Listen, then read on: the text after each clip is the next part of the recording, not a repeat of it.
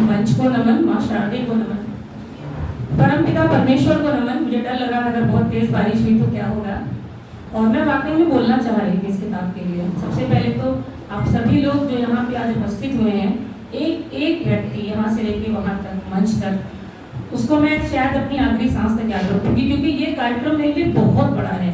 और आप लोगों ने, क्योंकि मैं यहाँ पे भी अकेले खड़ी हूँ, भाई मेरे अभी आ रहे होंगे और बाकी लोग हरदोई में रहते हैं, फैमिली मेरी बैठी है आपके सामने। आप लोगों ने मेरे परिवार के सदस्य बनकर यहाँ पर उपस्थित होकर मेरा मनोबल बढ़ाया है। बुआ की तबीयत नहीं ठीक थी, फिर भी बुआ आई। दादा भी बहुत सारी व्यस्तताओं में समय निकाल कर आए। तो मैं आप लोगों का स्वागत क्या करूंगी, अभी इतनी तो मेरी स्थिति नहीं है, लेकिन आप मेरे एक कहने पे आप लोग आए, इसके लिए मैं आप सबका बहुत बहुत आभार व्यक्त करती हूँ। और कुछ कहना चाहती हूँ, क्योंकि बहुत से क्यों मुझे मिले हैं, बहुत सारे क्यों, जो मेरे शायद जानने वालों ने तो नहीं कहा, लेकिन आपकी कुछ लोगों ने पूछा कि आपने ये किताब क्यों लिखी। तो सबसे पहले मैं बताऊं, रचनाकार के लिए स्वांतः सुखाय सबसे बड़ी चीज होती है।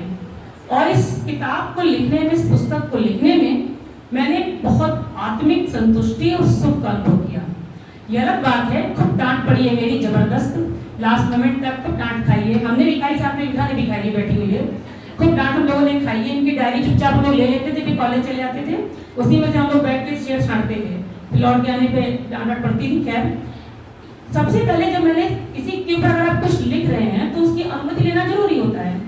1.5 वर्ष पहले, नेट 1.5 वर्ष पहले मैंने सर से कहा, जब जश्न लखनऊ हुआ था और मैंने इनके कुछ शेर पढ़े, तो गजल उर्दू से मेरा नाता थोड़ा बहुत रेयर रहा है, उर्दू से और गजल से। उर्दू बहुत प्यारी लैंग्वेज है, थोड़ा समझ में नहीं आती, ना सीख पाए, तो तुमने कहा ठीक है, एक ही दिशा में बढ़ना चाहिए। तो मुझे अच्छा लगा, मैंने सर से अनुमति मांगी कि सर मैं कुछ लिखना चाहती हूँ आपके यहाँ। तो इन्होंने मुझसे कहा बहुत ही सपाट रूप में, आप मुझे कोई एक कारण बताइए कि मुझ पर किताब लिखी जा सके। तो मैंने इनको 10 कारण गिनाए, ये 10 कारणों से संतुष्ट नहीं हुए, मामला चलता रहा। फिर मेरा उपन्यास आ गया।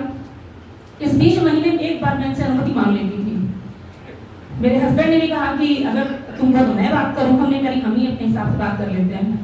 खैर, मामला चलता रहा, बात चलती रही। फिर उपन्यास आ गया, उसमें मैंने सर से अनुरोध किया कि अपनी गजलें मुझे दीजिए। सर ने खुशी खुशी अपनी गजलें दे दी मुझे। जब किताब छपी, सर को पसंद आई, तो पिताजी भी बैठे हुए थे सर के, तो सर ने मस्ती मूड में कहा कि कुछ इनाम मांग लीजिए। मैंने कहा मुझे अनुमति चाहिए कि आप मुझे अपनी किताब लिखने की अनुमति देंगे। अब ये फंस गए उस समय, जब ये फंस गए, क्योंकि पिताजी ने तुरंत बोला कि बेटा अब तो तुमने परमिशन देनी पड़ेगी। तो इन्होंने कहा ठीक है लिखिएगा, लेकिन जब तक मैं एक एक चैप्टर पास ना करूं वो जाएगा नहीं। हमने कहा ठीक है। तो सब होता है, सारे इन्होंने पास कर दिए। और यहाँ पे एक बात और मैं कहना चाहूंगी, जो मैं जिस चीज से मैं गुजरी हूँ, बहुत ही हल्का फुल्का लाइट व्यक्तित्व सबका दिखता है, ये सबने देखा होगा, हटका ही में रहते हैं, खूब हंसी और वो सब फैलाते हैं, लेकिन ये बहुत गंभीर गुरु हैं, बहुत गंभीर टीचर हैं। मैंने इसके पहले किताब लिखी थी जिसकी पीडीएफ सर के पास लेके गई थी। जो गलती मैं नहीं देख पाई, सर ने उसको देखा, मतलब उसको एक सेकंड टिपिकल नॉलेज को पकड़ के दिखा दिया कि ये गलती है। तो वो मैंने चेंज किया, उसको बदला, और मैं कायल हो गई। बहुत जल्दी मैं किसी की कायल नहीं होती हिंदी के मामले में, क्योंकि हिंदी में भी अच्छी दखल है, अच्छा वाक्य विन्यास है। मेरी इस किताब में कई जगह वाक्य विन्यास उन्होंने सुधारे हैं। तो मैं ये कह रही थी कि सर जब तक किसी चीज से पूरी तरह संतुष्ट नहीं होते हैं, चाहे वो खाना हो, चाहे वो लिखना हो, चाहे वो कोई बंदा हो, चाहे कुछ भी हो, तब तक वो उसको ओके नहीं करते। लास्ट में जब प्रकाशक ने, पब्लिशर ने उससे कहा कि अब आप इसको ओके करिए, कल से किताब छपने चली जाएगी, तो मैं बड़ी खुशी खुशी इनके पास गई, पीडीएफ का प्रिंट आउट निकलवाया। सर ने देखना शुरू किया, तो बाकी सारे चैप्टर्स उन्होंने ओके कर दिए, कोई दिक्कत नहीं। एक चैप्टर थोड़ा अटक गए, कुछ लग रहा होगा, उनको लगा कि शायद और अच्छा होना चाहिए। तो हमने कहा सर क्या बात है? बोले किताब चाहे 1 साल बाद है चाहे 1.5 साल बाद। फिर रेड पेन लेके पूरे 20 पेज काट दिए, क्या इसको दोबारा लिखिए। उस समय मेरी आंख में आंसू आ गए, मुझे लगा मेरी मेहनत बेकार हो रही है। बोले नहीं, किताब जाएगी तो तभी जाएगी जब मैं संतुष्ट हूँगा। जब मैंने पढ़ा उसको वहीं बैठे बैठे, तो मुझे लगा सर सही कह रहे हैं, इसमें सुरभि सिंह का 80% आया है, 100% नहीं आया है। तो वाकई में, क्योंकि उस समय मेरे एग्जाम चल रहे थे। फिर मैं गई, मैंने कहा सर मैं 2 घंटे में इसको फुल लिखूंगी। बोले इतनी जल्दी नहीं एग्जाम के बाद। फिर एग्जाम के बाद लिखा, तब उन्होंने कहा हाँ अब मैं संतुष्ट हूँ, अभी 100% है। फिर ये गई छपने के लिए। मैं ये कह रही हूँ कि चाहे कोई सर के अंदर पीएचडी कर रहा हो, कोई छोटी छोटी चीज हो, लेकिन इनको हर चीज में परफेक्शन चाहिए, पूर्णता चाहिए। और मुझे लगता है बहुत अच्छी बात है। आप लोगों को शायद यकीन नहीं होगा कि सर की 2 किताबें बिल्कुल रेडी है, पीडीएफ एकदम तैयार है कि आज अगर बोल दिया जाए तो 10-15 दिन के भीतर या कहीं हफ्ते भर के भीतर इनकी अपनी किताबें निकलनी शुरू हो जाए। मगर मामला वही अटका पड़ा है, ये संतुष्ट नहीं है। जब ये संतुष्ट होंगे तब वो छपने जाएंगी। खैर बस ज़्यादा नहीं बोलूँगी, आप पढ़ेंगे, आपको किताब अच्छी लगेगी। सर को मैं अपना गुरु मानती हूँ। गुरु इसलिए मानती हूँ क्योंकि सर ने बहुत सारी चीज़ें मेरे पिता की हैं, मेरे फादर की हैं, बिल्कुल बहुत कुछ मेरे फादर का है। तो मैं चाहे हैंड राइटिंग हो चाहे कुछ भी हो, तो मैं जब भी सर के आसपास रहती हूँ मुझे लगता है जैसे पापा का ऑरा आसपास है। तो सर की गज़लों में से सिर्फ 2 शेर मैं आपको सुनाऊंगी। वैसे इन्होंने कहा था कि जिस दिन आप मेरी गजल गाएंगी मैं लिखना छोड़ दूंगा, मैं लिखना छोड़ दूंगा। तो मैं इनसे अनुरोध कर रही हूँ, भगवान के लिखना मत छोड़िएगा। बस ये 2 शेर हैं आपके, वो सुना के मैं अपना स्थान ग्रहण कर रही हूँ। इसमें बनती है जगह सिर्फ वफादारों की, इसमें बनती है जगह सिर्फ वफादारों की।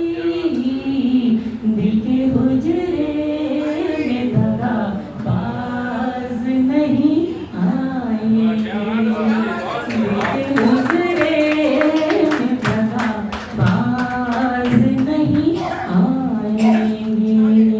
मेरे होठों पे तेरे राज नहीं आएंगे, कुछ भी लेता जाज नहीं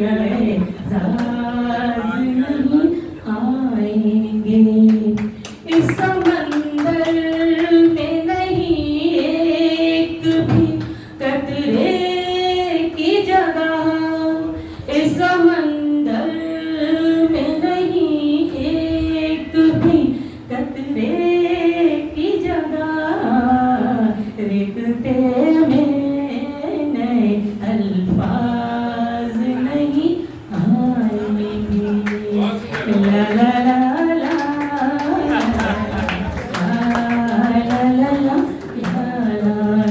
बस अंत में एक बात और, वो नहीं बोलूंगी तो बात अधूरी रह जाएगी। कोई भी शायर, कोई भी व्यक्ति बलवंत सिंह तभी बनता है जब उसकी पत्नी विविधा बलवंत सिंह जैसी हो। सर का कुछ भी है, उसके पीछे उनकी पत्नी का बहुत बड़ा योगदान है।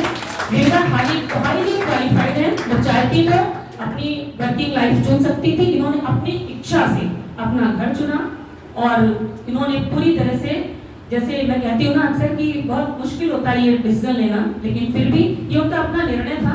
और वाकई में बहुत बहुत बहुत योगदान है इनका भी सर की हर उपलब्धि में, और सर की भाभी यानी पूरे परिवार का।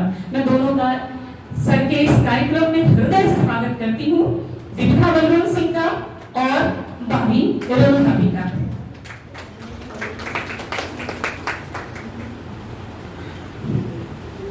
बहुत अच्छा बोला सुरभि तुमने, और मैं भी बलवंत सर से अनुरोध ही करूंगी कि उसने गजल अच्छी सुनाई है, अच्छी गजल कही है, आप लिखना ना छोड़ें। डॉक्टर बलवंत सर का जो व्यक्तित्व है वो दरअसल सर से मिलकर पहली बार में बोलने की हिम्मत नहीं होती है, वो इतने गंभीर दिखाई देते हैं। जैसे जैसे उन्हें जानते जाओ तो पता चलता है वे बहुत सरल, बहुत शोक और बहुत हंसी मजाक वाले इंसान हैं। ऐसे मैं भी बलवंत सर से जब पहली बार मिली थी, मैं आदर्श की काव्य गोष्ठी में मिली थी, और मैंने जब सर के की गजलों को सुना और उनके शेरों को सुना, उनके बोलने का जो अंदाज था, पहली बार में ही मैं उनसे मुतासिर हो गई थी कि